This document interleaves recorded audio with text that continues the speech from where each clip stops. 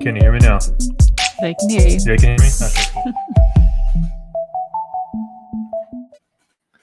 Welcome to Rescue Owners Live, ladies and gentlemen. Season 2, episode 22, the day of twos. 2. But today is also the day of one, and the big one is our 1 year anniversary. Rescue Owners Live has officially been on air every single week for a solid year. So thank you all for joining us. Thank you for being a part of this journey as we bring you all kinds of good content from how to grow your business more effectively, efficiently, and profitably, all while achieving your personal, professional, financial goals. So this has been fun. Have you had fun? Yeah. Are you sure?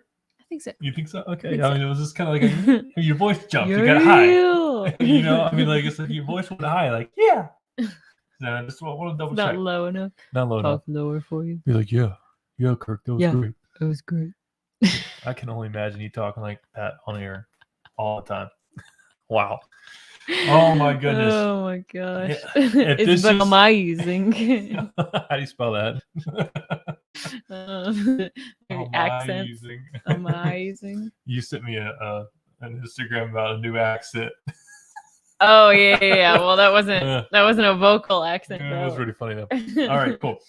Well, listen, you know, whether this is your first time or not, we'd love to know where you are calling or tuning in from, rather, in this world. We are coming to you live from, I was about to say Spaghetti Junction, Atlanta, Georgia. Well, so we live, if you're familiar with Atlanta, Georgia, there is you can probably Google it, Spaghetti Junction. It is probably the worst traffic there is in the country, but it's also very convenient. Yes. So depending on the time of day, you can get anywhere really fast or really slow or not at all. So all that to say, we're coming to you live from Atlanta, Georgia. Throw in the chat where you are tuning in from in this world, city, state, maybe even country, because we do have a worldwide audience that listens to Rescue Owners Live. So we certainly appreciate that. If you're just now tuning in, this is our 1 year anniversary. Whoop, whoop. Get excited. That was much better. I like that. I'm waking back up. This is also the end of the CPR and AED Awareness Week. So for those of you who don't know, once a year for a solid week, June 1st through 7th is CPR and AED Awareness Week. And so we've been posting like crazy on all the social media platforms. And so you might have seen one of our posts, like it, share it. I hope you did. But bottom line, you still can. Bottom line is our goal this week was to bring awareness to the need of knowing have the knowledge, right? So there's two parts there. You have the knowledge of how to save a life through CPR, high quality CPR, as well as the tools. And when you marry the two, that's just exactly what you need. And we call that the Rescue Site AED program. And whether you are, someone who has a family at the house and you want to make sure you know how to properly respond, have a defibrillator on site at your home, whether you are someone who maybe you're this coworker at a random place and they don't have a defibrillator, this program's for you. And so what home, office, community group, doesn't matter. Defibrillators should be everywhere because cardiovascular disease is the number one cause of death in the world. And that's all ages. That's all ages. It's not just if you're all ages and all genders. People assume it's only if you're old, and it can be if you're healthy and you're young. You're healthy and you're young. I thought you were about to break out into a song there. I guess you did. Wow.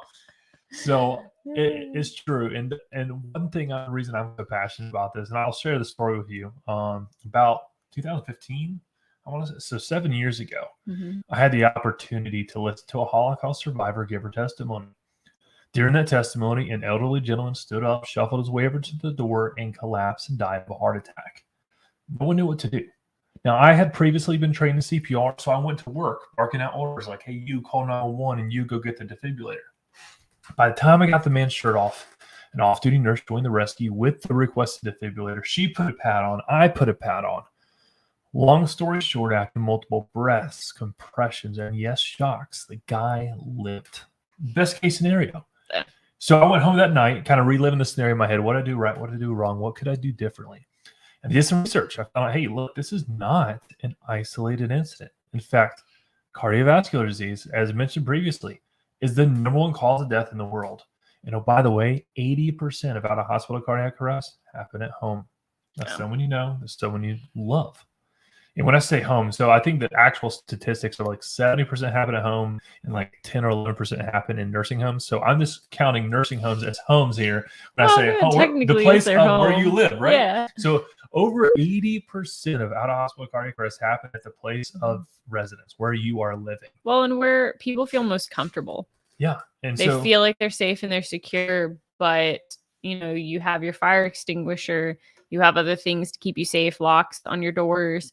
But a lot of times people don't think about having a defibrillator at their house. Right. And so, I did the research. I found out, hey, this is not an isolated incident. These are things that need to happen. Everyone needs to have it. So I started teaching everyone who listened. This was my catalyst for becoming a CPR instructor and a business owner at the same time. And I'll get into the business owner side of things in just a second. But it started as a passion project. I was like, okay, I don't care who you are. You need to know how to save the lives of your loved ones. And I don't even care if you pay me. Let me teach you. And so I started teaching everyone who listened how to save the lives of their loved ones. Old, tall, short. Fat. I mean, you forgot that. Oh, skinny. all see, we don't discriminate, So all I have to say is, one thing led to another. I started getting some bigger clients. I started realizing, hey, I really need to treat this as a business, right? I made a lot of mistakes. I made probably all the mistakes in the book, right? And so all I have to say is, we learned a lot from what not to do, but doing it the hard way.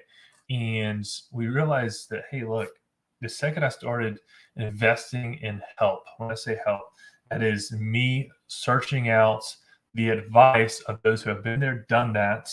And it doesn't necessarily have to be someone else in the CPR industry. It wasn't for me. It was someone who understood business. And so that person was Grant Cardone. That person was Brandon Dawson. That person was Pete Vargas. And so these are some names of some people that I, became my mentors. And I dove in with everything to learn how to properly speak, how to properly communicate, how to get on stages, how to present in front of an audience, how to do all these types of things. And then I started learning the business side of things, sales, marketing, marketing senior to sales, Grant Cardone, 10X. I mean, you probably heard me say it. You see me wear the hat every week, right? And so these are things that I learned how all years into it, right? I mean, this wasn't something I wish I knew what I knew now when I first started. Mm-hmm. And so that is what brings me to present day, which is, KIRK, MOTE, business owner. And we realized, wow, there's a big need for specifically CPR instructors, but several industries that we got several verticals that we're doing this in. But they need help managing their business. They might be, when I say they, I mean, you as a business owner might be really, really good at one specific thing. Maybe that's welding. Maybe that's mowing and blowing a yard. Maybe that's building retaining walls. It could be being a CPR instructor or any kind of service instructor, right? You're really, really good at that skill, that trade.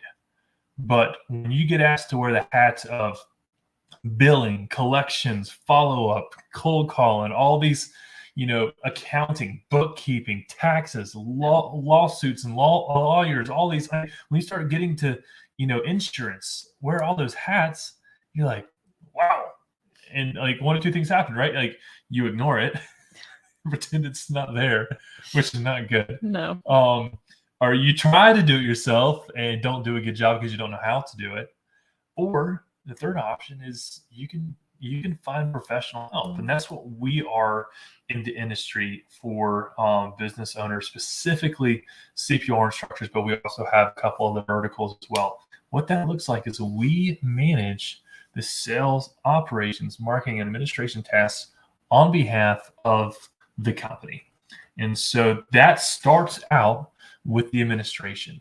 We want to make sure that your contracts are written and written well, and proposals are written and written well, and you have a system to deliver them. You have a system to follow up periodically. You have a system where we are literally collecting and billing and following up on your behalf. Payroll, HR, all these things that you're like, oh my gosh, I just pay myself. I just make an owner's withdrawal. Well, I mean, for example, with contracts, if you have them, wonderful. But if they're not written right, then you might as well not have them. They're worthless. Yeah, they're not durable. So it's extremely important to be able to have that. I know, like, for example, if you get into real estate, there are people who will not just tell you what to do, but they'll give you the contracts so that you're not having to figure out if you're doing all the right steps, but you're not legally covered. So it's super important as you're going through things with your own business to make sure that you have solid, legally binding contracts in place that are actually beneficial to you versus just another piece of paper to sign that's in the end worthless. Hey, thanks, Michael. I appreciate you, brother. I'm trying to keep up with you looking good. That's a comment in the section. Hey, listen, if you are listening to us, we are streaming live from YouTube, Facebook, LinkedIn. So do me a huge favor, hit that share button, like button, because I guarantee someone in your network needs to hear what we're talking about here tonight. And so speaking of, the contracts, I mean, we had a situation fairly recently where we know someone who pulled a document offline and was like, hey, this is a great document. And then when we had to get it, I'm not approved, but like it was signed, it was sealed, it was delivered. But then when it went to a situation where it needed to be referred to, it was not durable. And what I mean by that is like it was not, it contradicted each other in one paragraph and another paragraph. Well, and they can be it confusing. It doesn't hold up in court and it's confusing. Yeah. So you need to hire a lawyer. And if you can't afford a lawyer, guess what? We have paid the lawyers to write these documents on your behalf so you can use those. What I was going to say about it being confusing is just that when you try to understand it, if you truly don't understand the legal side of things, legalese, it can be dangerous for you to try to figure it out on your own. Because as well as you think you might understand it, there can always be things that sounds like it makes sense. Like, I mean, even for example, when you're doing voting, I know a lot of times I have to actually get someone else to explain to me what they're saying because they write it in legalese so that you don't know exactly whether you're saying yes or no to the thing that they're proposing. You do like the bills? Yes. Yeah. They do that. You're right. And so just like you have to get someone else to explain it to you so you can make sure you vote the way that you're intending to, you got to do that with contracts too, because you may have well intentions, but if it's not written properly, it can end up burning you on the back end. 100%. So if this is something that you're interested in learning more about, listen, we're not going to be beating down your doors trying to, do this service for you. We have a very select type of person that we're looking for, and it's not for everyone either. It has to make sense for both parties. Yeah, if it makes sense for you and you fit into the mold or are willing to, adjust a business model to work effectively, then it's going to work out great. But if it's not you, it's okay. I want you to continue listening to Rescue Owners Live. I want you to continue showing up every week in and week out so that we can throw knowledge at you, answer your questions about business and how you can, achieve your personal, professional, financial goals. So part of, if you're like, what, this is great. And I would love to jump, all the way in with you guys. But maybe I can't afford that, right? Well, we start out with book workshops and boot camps and stuff like that. So once a month, at the beginning of every month, each Saturday, we do 1 of 3 boot camps. So every quarter, we do a marketing workshop, we do a sales workshop.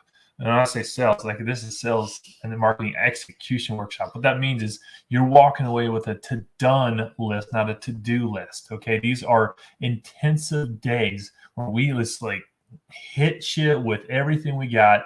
We make sure that you walk away with a solid marketing plan, a solid sales plan, And then, of course, we have the third month of every quarter, which is going to be the business boot camp, which is awesome. And this kind of ties everything in together. So speaking of, this is, I guess next month is the end of a quarter. So we'll be doing the business boot camp next month. And if that's something you're interested in, I would love to have you there.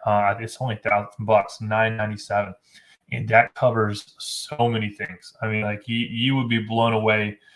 So we talk about business and finances. I'm just going to kind of read to you some of the highlights right here. We talk about business goals, a solution to disengagement. We talk about money principles, and money drives behavior, in case you didn't know that. How to get attention for your business, building your brand, content strategy, leveraging paid digital. Okay. And these are all things that we talk about. The next couple sections, we talk about the sales process, your opportunities and processes, right? These are very important. Sales truths, 8 ways to increase sales, closing tips and strategies. We talk about phone and follow-up, why people don't buy, follow-up strategies and mistakes. We talk about tools for follow-up, benefits of outbound calls. And then we close with talking about scaling your business. And that is how to 10x your results scaling your business. All right. Cardone executive panel. Like, we go to these things all the time. And so as a Grant Cardone licensee, I get the content firsthand from Grant Cardone himself and his executive team, Jared Glent and Todd Stroth. Like, this guy, amazing people. If you don't know these names, look them up on LinkedIn, get connected. Like, these are good people to, be aware of and get in the network and get in their ecosystem. But I'm telling you, this is $997 with us. You're going to pay like $6,000 if you want it directly from them.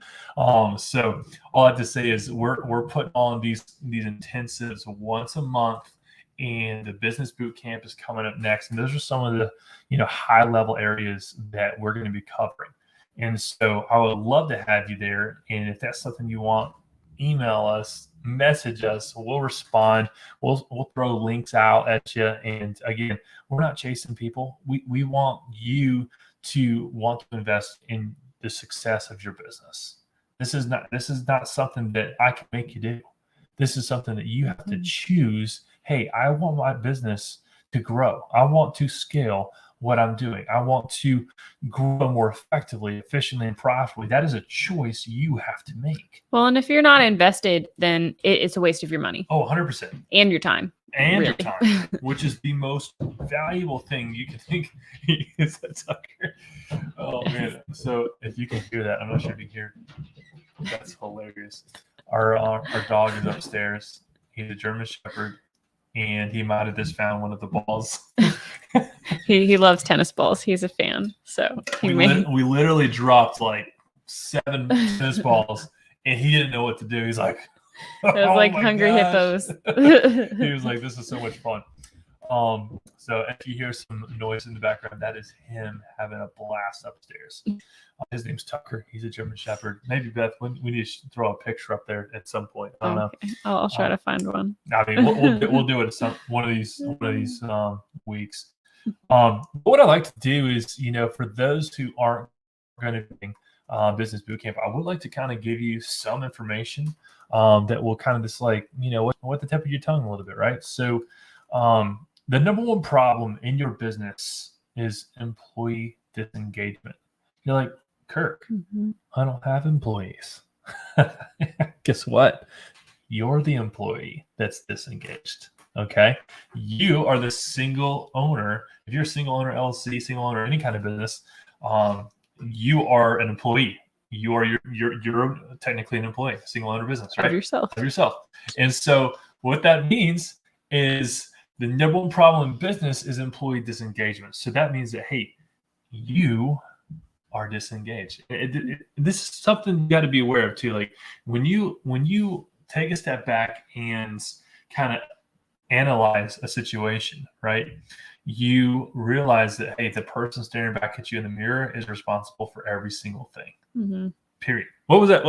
You sent me a video on Instagram that was talking about the Johnny Depp case, the NFL player. Oh my gosh, that was yes. that was fire. I loved it. It was talking to What's her name? Amber Heard's lawyer. Yep. She was getting And interviewed. she was talking about all the reasons why She had failed. issues. And essentially, I guess it was an NFL Yeah, he player. goes, "I Look was back, a he's like, well, former-" usually when, I lose a game, or, and our team doesn't win, I look at myself in the mirror and I realize, I was the reason that we failed. Now, the funny part is that this was on live television, and she didn't know how to respond to that, which was absolutely hilarious. Not very happy. But the part that I want you to take from that is the principle and like, regardless of, Johnny Depp, Amber Heard, blah blah blah, right? I mean, everyone saw all that, I'm sure, a piece, which is just absolutely ridiculous. And really, honestly, that could tie into this, like, when you are disengaged, even if it's just you, single business owner, that can look like you finding yourself in the middle of the day scrolling through Instagram, or watching the Johnny Depp Amber Heard trial, versus doing what you need to do and having to, it's almost a harder role, having to not manage, but be aware of, take accounting for something like that when you are your own boss too. Yeah. Because then you have to take off the employee hat and put on the boss hat and say, would I be okay if I walked by and found an employee scrolling through Instagram instead of doing what needed to be done when there were, 100 people to call, or there was a job that needed to be taken care of? Whatever the case may be, whatever your specific service or product is, you got to take account for yourself. And a lot of times, that can look like blocking off time, or I know KIRK goes through and writes down, what did I do during this chunk of the day? When did I do during this chunk? And he writes from, I 15 minutes. Drove for 30 minutes to get to the appointment. And then I was at the appointment from 2 to 3 o'clock. And then after that, what did I do? And so he can look over his day and say, okay, I spent this much time looking through emails. Did I really need to take that much time doing that? Could that have been condensed? Great time audit. And so you can look through your day and see, okay, did I really not have time today? Was I really swamped? Or did I do a lot of unnecessary things? What of these were income producing and what of these were time wasting? What of these were beneficial? Question. What of these, that's something that I like to ask myself, okay, what did I do today that got me closer to my goal, and what was busy work? Yeah. And that's a hard question sometimes to ask yourself, because it's not always fun to answer, but you sort of have to take an accounting for yourself. Well, as a business owner, it is so much fun to create a website, so much fun to create Instagram, Canva posts. I mean, I geek out on that stuff. I love it. But guess what? There's a time during the day that there are people waiting for your phone call. And that phone call doesn't happen after 9 p.m. at night, right? That's considered abuse, right? So, like, don't make calls unless, of course, you've scheduled it and it's an appointment or whatever. Right? They might be reaching out at that hour, but probably not. But okay, like, think about it this way, right? So, your time clock starts, I would say, maybe 8 o'clock in the morning. Let's say 9. Let's say 9. So when you got a 3-hour window from East Coast to West Coast, okay?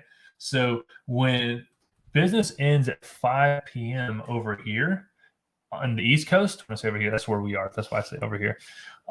You got 3 more hours in the day to go to 8 o'clock your time. So you're going from 9 to 8 where you can make phone calls.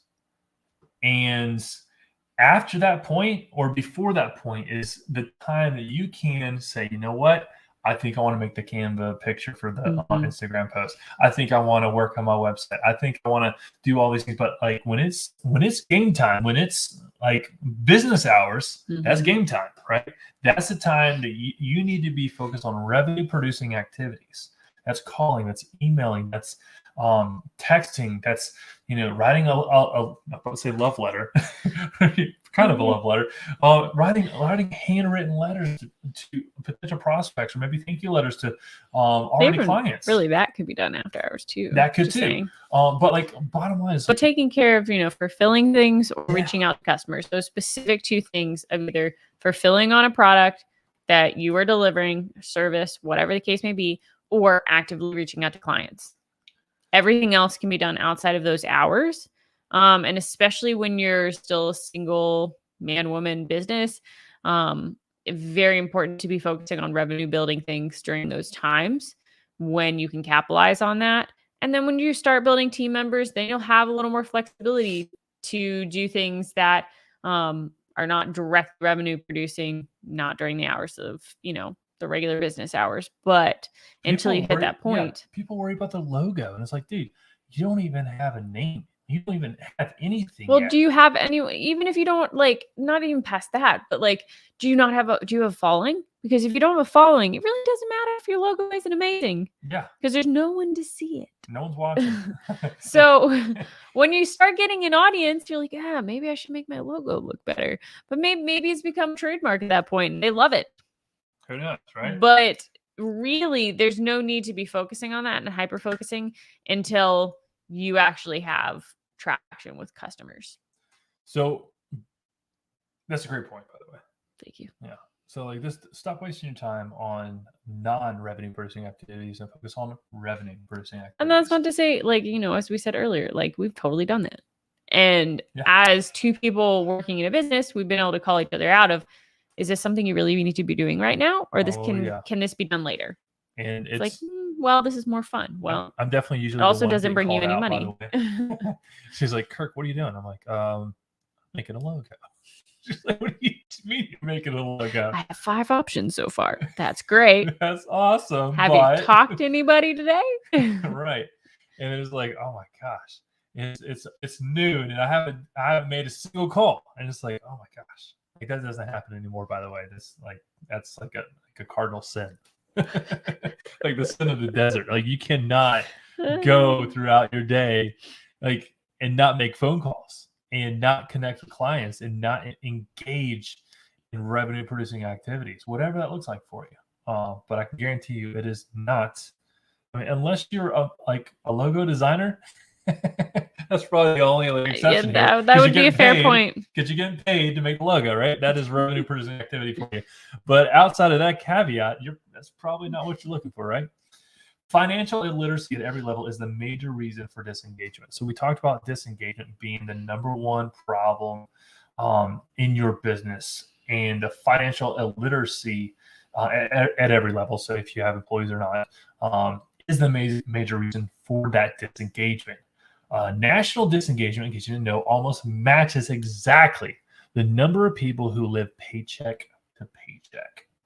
These are Gallup polls that are doing this study. These aren't just numbers and figures and facts I'm pulling out of where. Well, and something that was a good point that I don't know if we talked about last week. It's come up in conversation a lot lately. So now I don't know who I've said this to, but something that I pointed out recently to me is a good way to explain this. People, especially people I would say in our industry, especially CPR instructors, but this can apply across the board to a lot of industries, get very weird about money. And that's sort of a general, I would say, problem in the US at large, that people are very uncomfortable talking about finances. And they get very squirmy if you're like, well, what do you make? Like, no, I'm not comfortable saying that. I don't know. Your business. Whereas it's interesting. The IRA knows. IRS. The IRS knows. Those clowns. And yet you still have to figure it out for them. Right. But where is it going at that? So, but if you ask a person of high net worth, usually they're not weird about it. No. Because they know that it's not something that needs to be this great grand secret.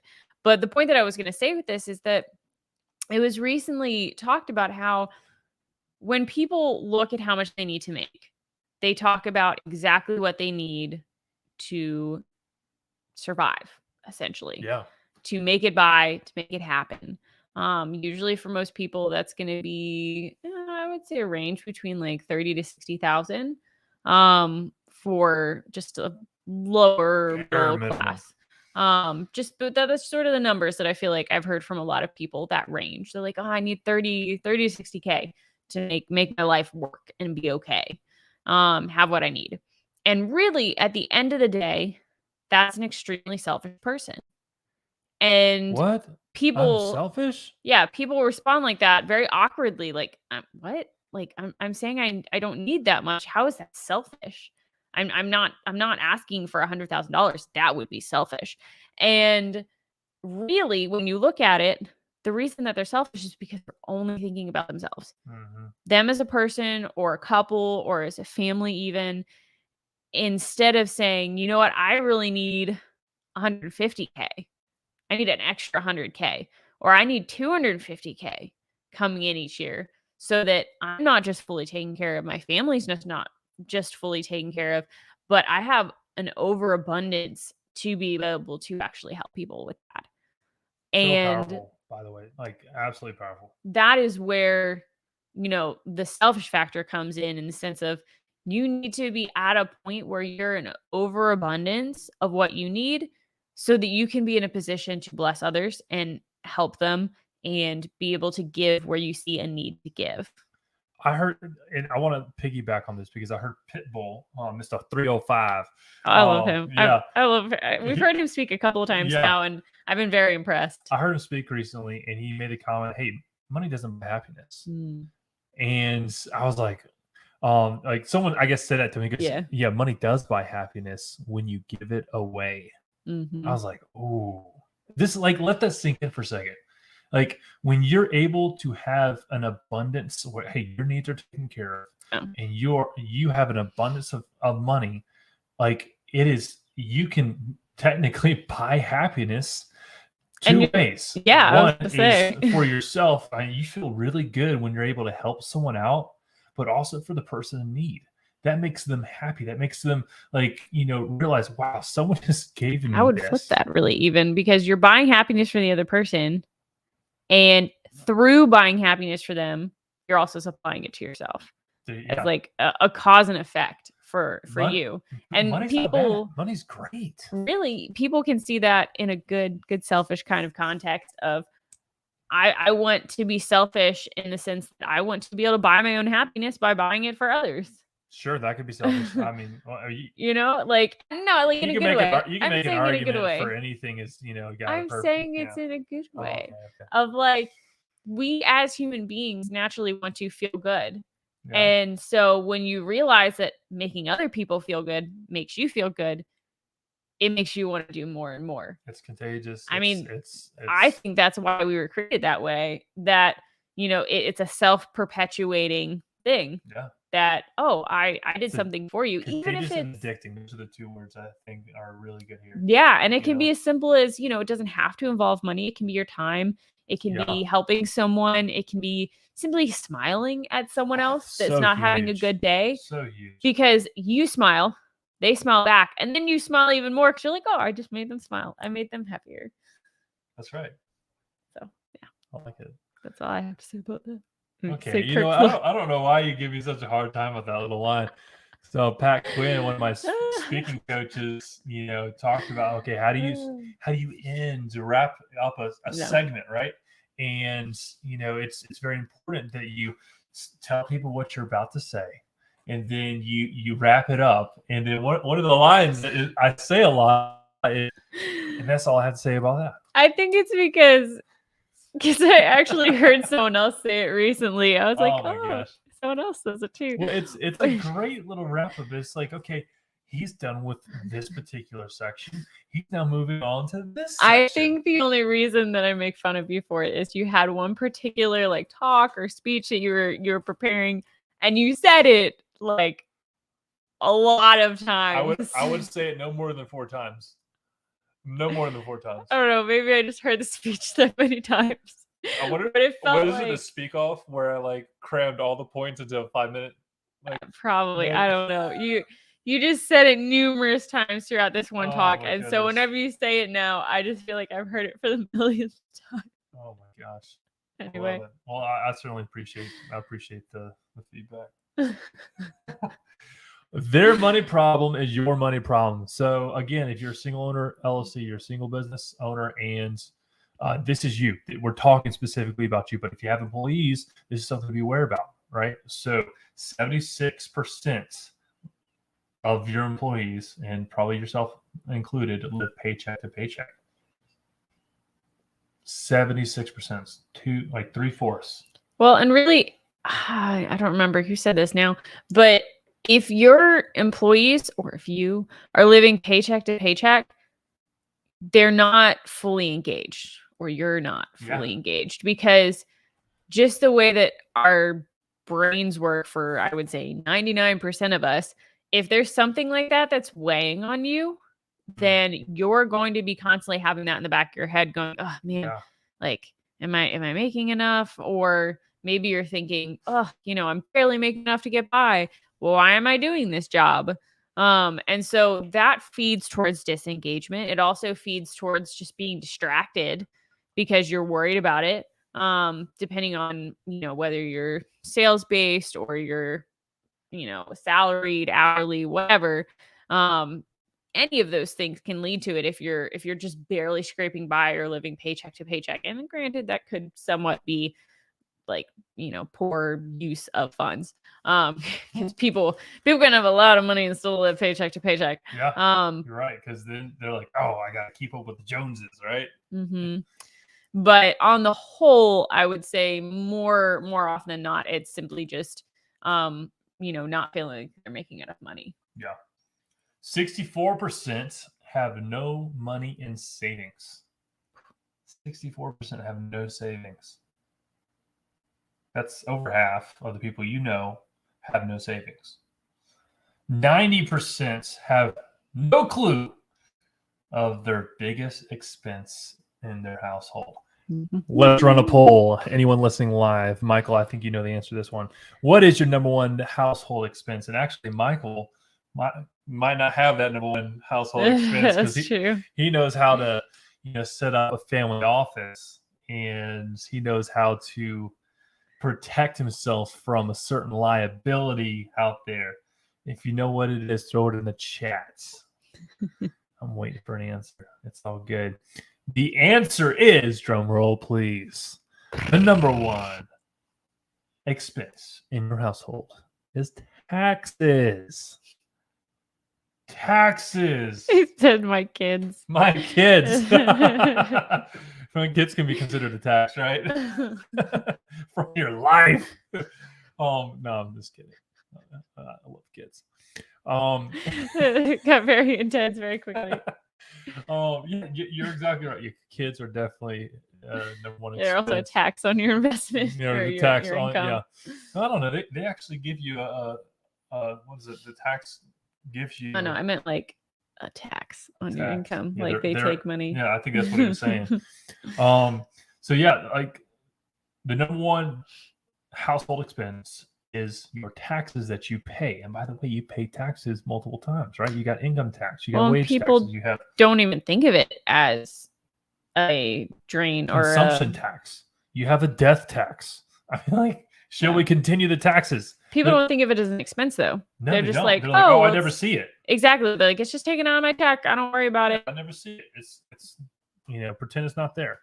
I have a $100,000 job. I take home $60,000. Well, and especially speaking to business owners, if you do it right, you should have very little taxes on your business. Oh yeah, absolutely. If you don't know how to do that, you need to have a conversation with us. Like, write us, email us, call in. I mean, we're here to help. We don't want you to be paying more than you have to.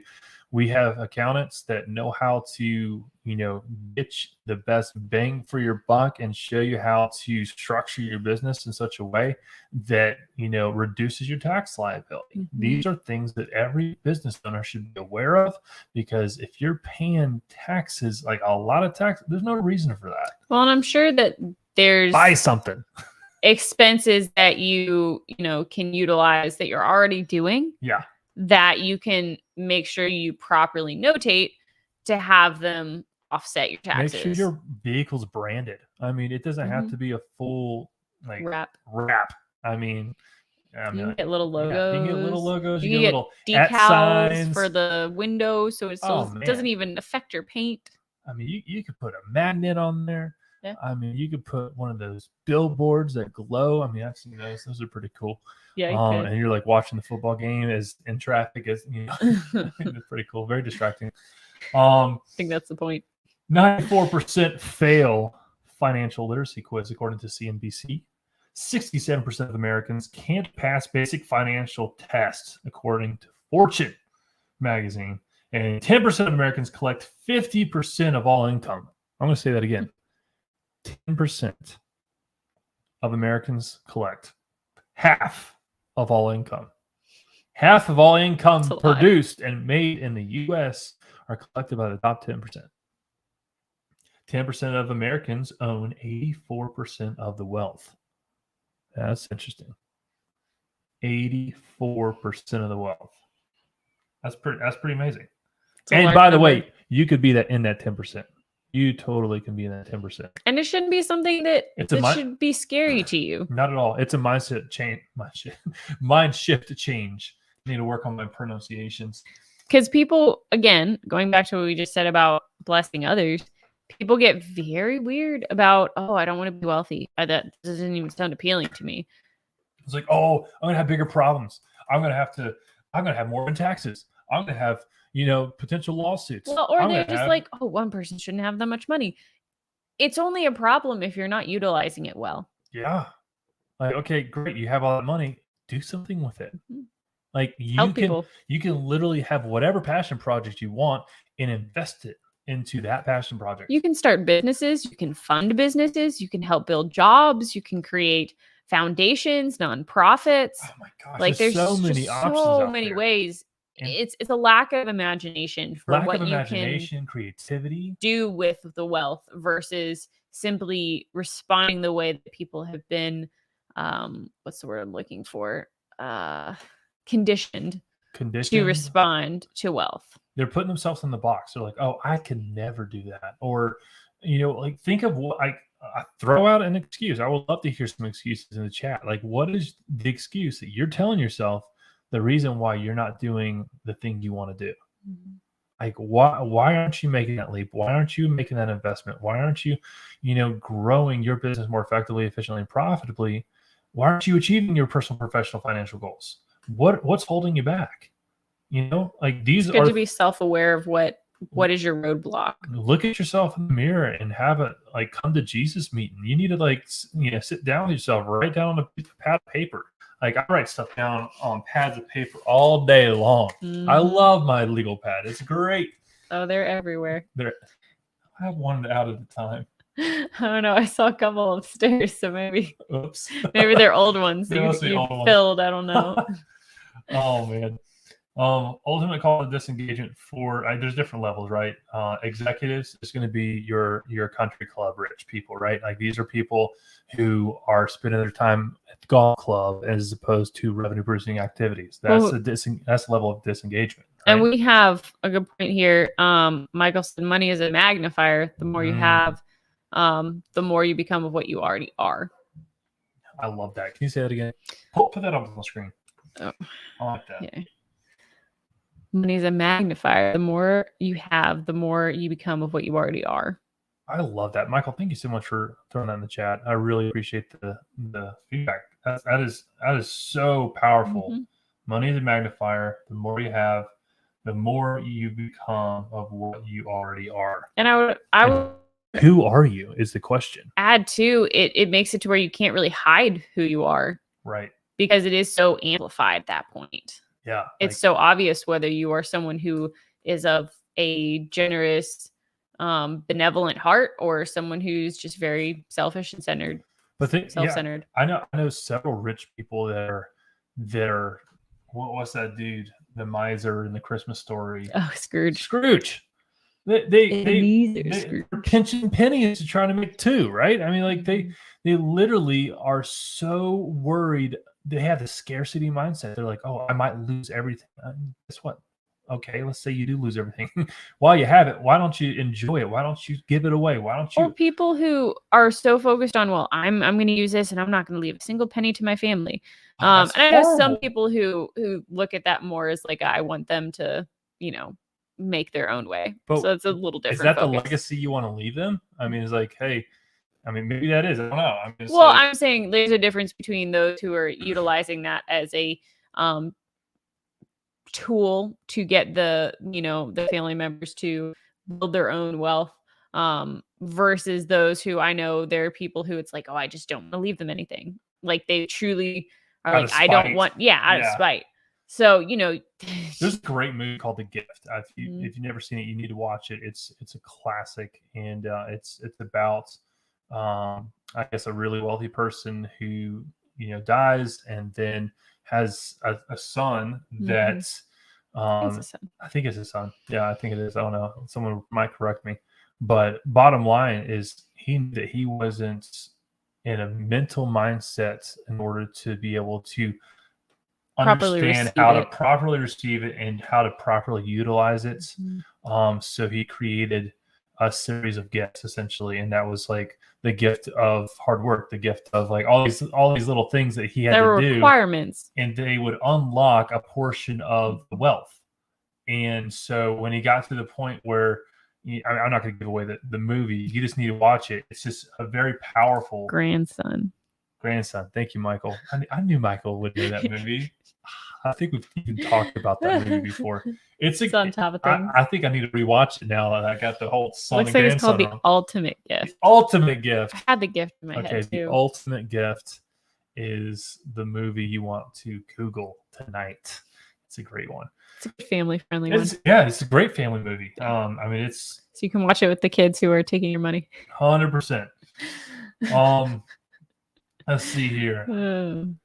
So for those, I'm trying to look at some, I'm just kind of skimming through some of the content in the business boot camp here and wanting to see if I can just share a few little nuggets over here for you guys. Let's see.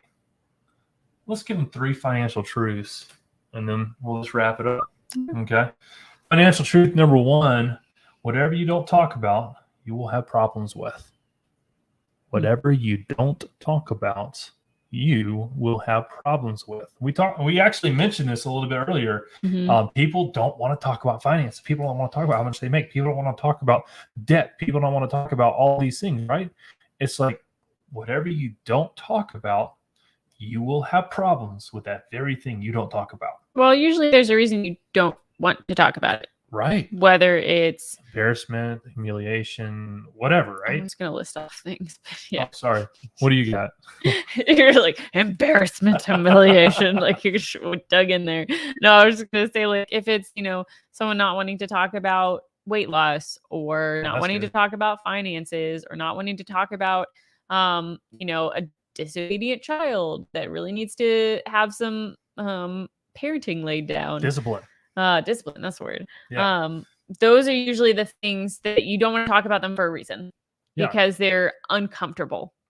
And these are called financial truths, but listen to the principle, right? And the principle is, hey, if you're not talking about it, you're probably not comfortable talking about it. Why aren't you comfortable talking about it? And then you start asking yourself these questions. You're like, oh my gosh, I have a problem with, properly knowing how, even not properly, but like even knowing how to handle a disobedient child. Maybe you need to go to counseling. Maybe you need to go to, a parent conference. I don't know.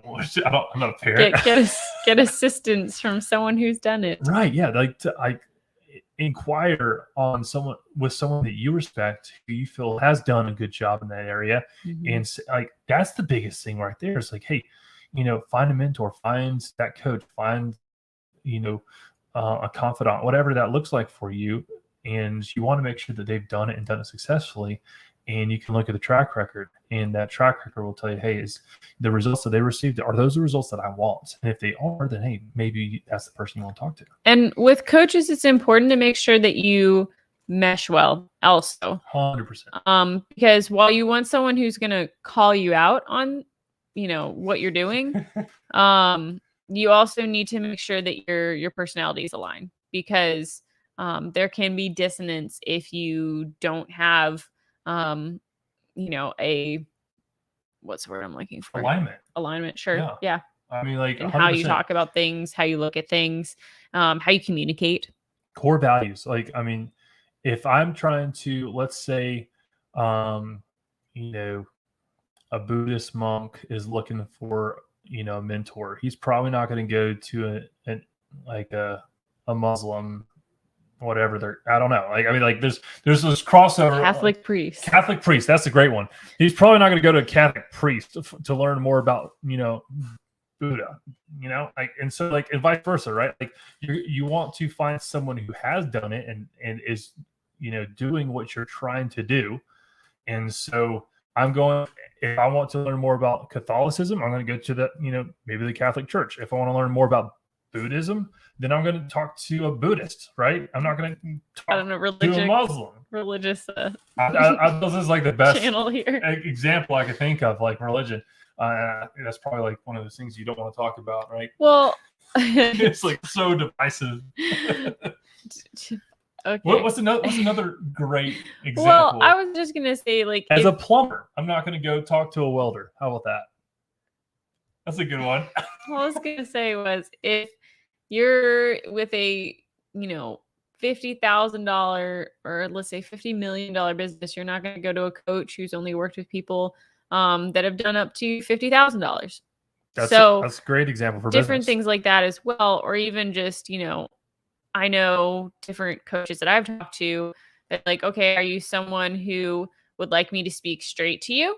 Or would you like me to be a little gentler in how I approach things? Would you like me to be... let you come to your own conclusions, blah, blah, blah, blah, right? Well, some people prefer to have a slightly gentler approach.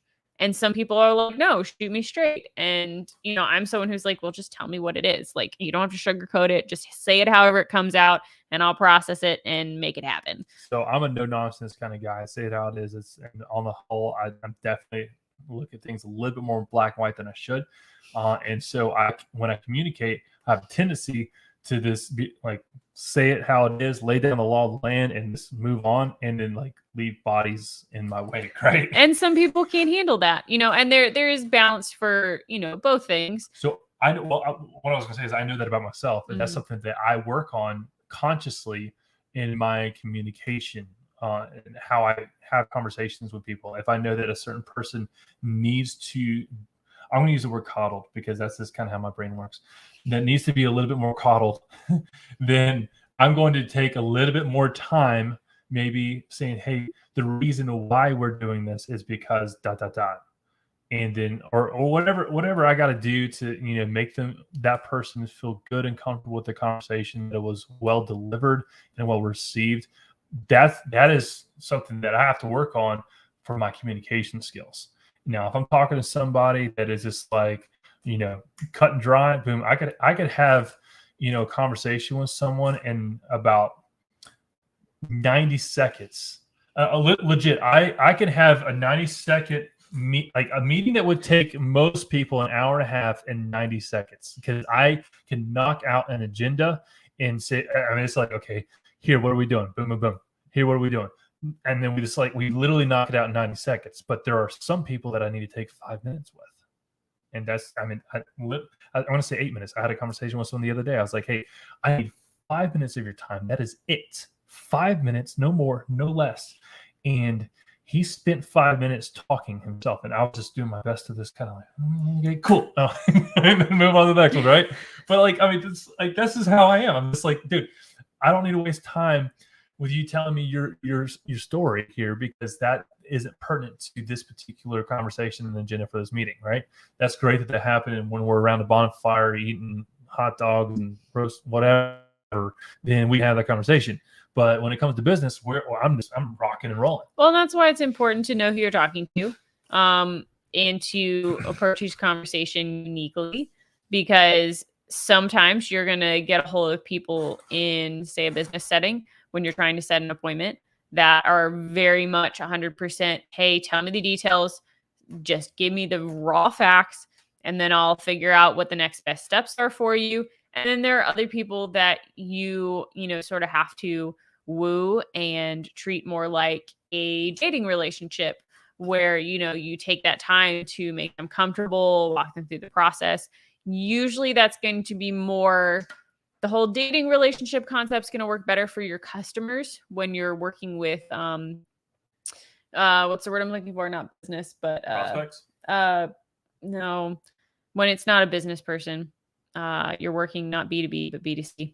Customer? Client? Client. I mean, it's all clients, but basically when you're working with someone who's like more of a retail, or you're working directly with consumer, versus when you're B2B, you're probably going to have a lot more direct conversations. It's probably going to be a lot more straightforward, to the point, give me the raw facts, versus that, you know, dating feel of making them comfortable, walking them through the process. That's going to be more for your average customer person. Yeah, I mean, not I'll give you a business. great example. Like in our home improvement, I'm going to say home improvement vertical, because we do residential and commercial improvements.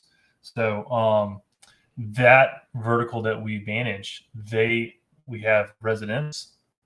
Can't hear you very well. We have residents. There you go. And on the whole, when you deal with like a personal homeowner, they are way more invested and way more involved. Well, it's their home. It's their baby. Which is perfectly fine, right? And that's part of, you know, hey, if I'm the homeowner and I'm getting a job done, I probably would be just as involved and blah blah. But as when you're on the commercial side of things, it's like, okay, yeah, you're gonna have rain days. Hey, why aren't you here? Well, it's raining. I can't, you know, pour cement in, you know, freezing weather, or like, you know, you see what I'm saying? Like these are things that you have to explain to a consumer, a homeowner, but you don't have to explain to a commercial client, because they're like, dude, you gave me a budget, you gave me a time frame. I know it's going to get done at this point in time, and unless it's really bad, and I don't think it's going to get done at this point in time, I'm probably not going to, you know, call you every 4 hours being like, hey, so what's happening right now? Well, and also, you know, you have to take your client into consideration with that too, because like you're saying, with that homeowner versus business owner difference. Homeowner, they're there every day. This is where they live. You have to have them feel comfortable for you to come into their yard or their home, because they're letting you into their space. This is where they live. This is where they do their life. This is where they have their private time. Versus when you're working with the business, you know, this is where they come to work. This is where they have clients. It's much more of a set apart thing. It's not as private and personal. And they treat it more just like a regular business transaction, versus having to feel comfortable with them, you know, stepping into their home. Right. Well, listen, I mean, like we're at 8:00 Eastern Standard Time, our time. That was just one of the three financial truths. So if you want to get all three, and really all the things that we talked about with the business boot camp, I mean, you got to make sure that you register for our business boot camp next month. It's coming up. It's going to be here before you know it, and it's something you don't want to miss.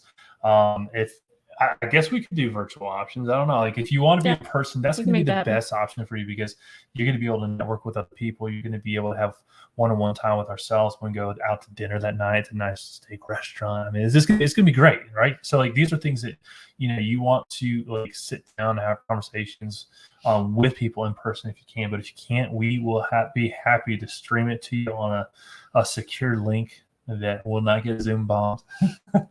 But we'll make sure that we can get that content to you live as best we can. All I have to say is, hey, thank you so much for being here for a solid year. This is, again, if you're just not joining us, this is our first full year of Rescue Owners Live, coming to you every single Tuesday, once a week for a full year. I cannot stress enough that we don't do this without you guys. And so thank you so much for being a part of this. Thank you for liking our show. Thank you for liking our YouTube, Facebook, LinkedIn profiles, and sharing the content. That is what helps get the word out, and that's what helps, you know, us help you and help your network create, you know, your business and grow your business more effectively, efficiently, and profitably, all while achieving your personal, professional, financial goals. It's been a great episode, and looking forward to seeing you next week. Next Tuesday, 7 p.m. Eastern Standard Time. Till then, be great.